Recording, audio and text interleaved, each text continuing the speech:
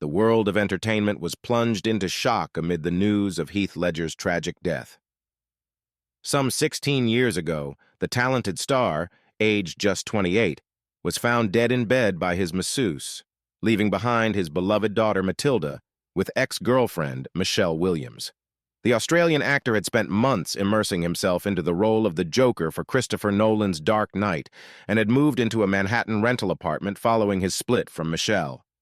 Plagued by insomnia, desperate to sleep and suffering from walking pneumonia, his friend and sometimes housemate Jerry Grenell told how a tortured Heath would fitfully pace the floors.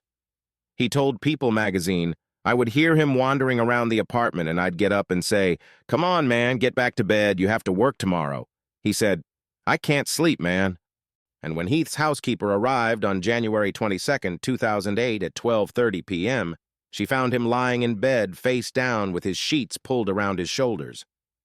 She told the Associated Press she popped in to change a light bulb before slipping back out after hearing him snoring. At 3 p.m., his massage therapist Diana Wolozin arrived, but found she could get no answer from his bedroom door or his mobile phone.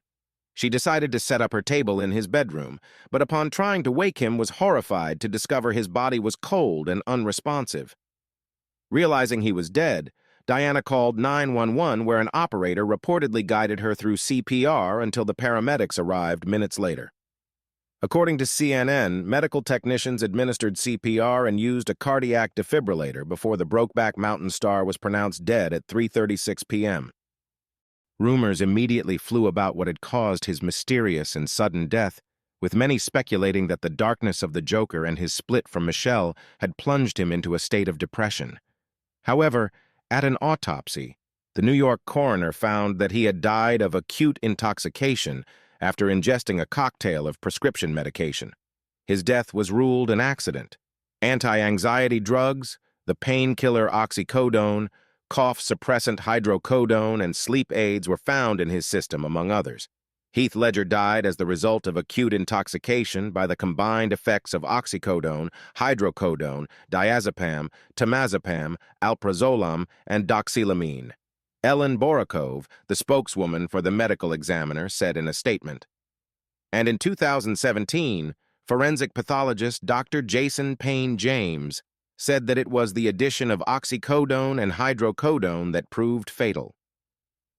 In the run-up to his death, friends had been worried about Heath's increasing reliance on prescription pills, and just the night before, his sister Kate made a final plea for the star to cut some of his medications out. "You can't mix drugs that you don't know anything about," their father Kim recalled her saying. "I'll be fine," replied Heath, and it was his heartbreaking failure to heed her warning that his family believes ultimately cost Heath his life.